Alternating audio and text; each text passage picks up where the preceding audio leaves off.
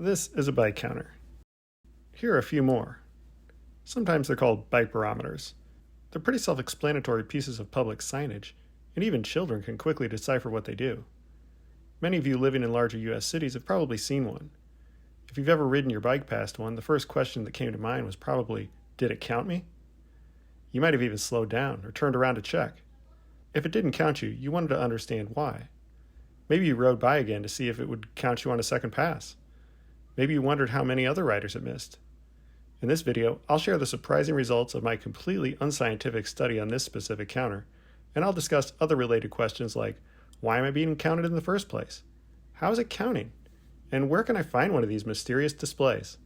I don't have every answer, but I've got most of them. Let's dive in.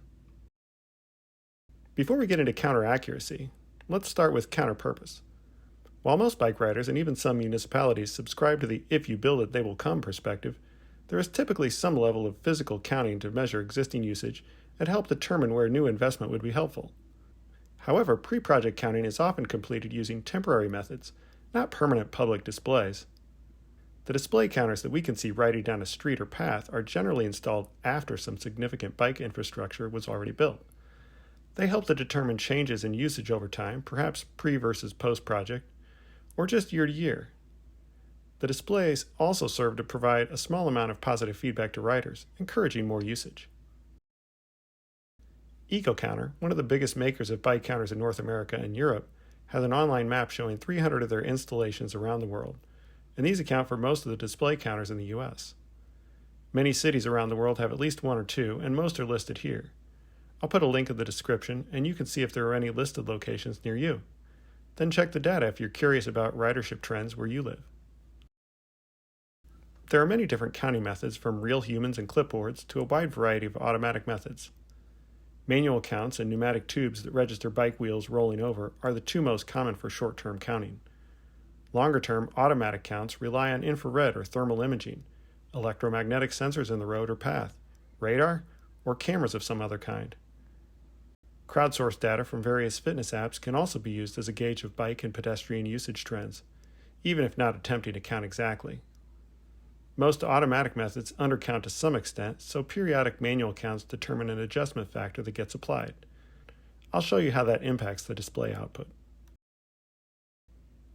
Here we are at last, at the $10,000 question. As I said, pretty much every bike counting technology undercounts. You could dive into a bunch of studies and white papers, but you've made it this far in the video, let me summarize for you. Most of the automatic counting technologies undercount by 5 to 25%. Sometimes weather or low light conditions are a factor. Other times, the location where the counter is installed allows too many bikes to pass outside of the detection zone. Here's my analysis of the bike counter on Wells Street in Chicago. This counter is an electromagnetic version made by EcoCounter, and it's designed to sense the metal in the bike wheels as they roll over. As technologies go, this is supposed to be one of the most accurate ones, and with a bike lane here, you'd expect the sensor to be reading every bike in or near the lane. And yet, I repeatedly saw bikes not being counted.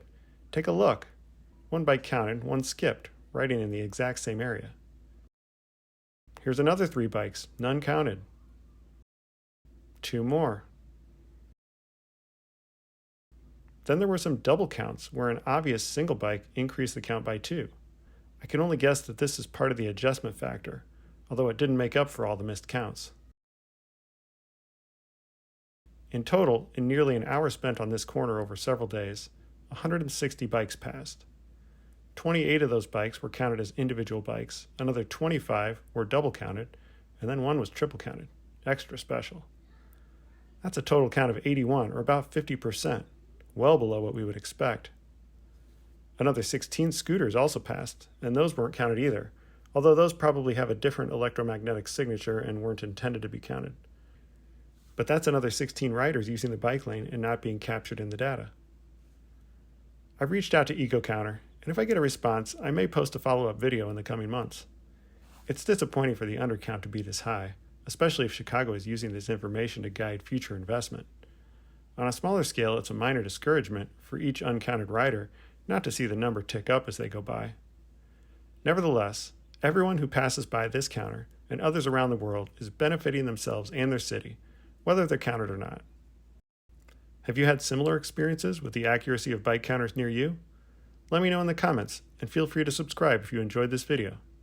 That's all for now. Thanks for watching, and I'll see you next time.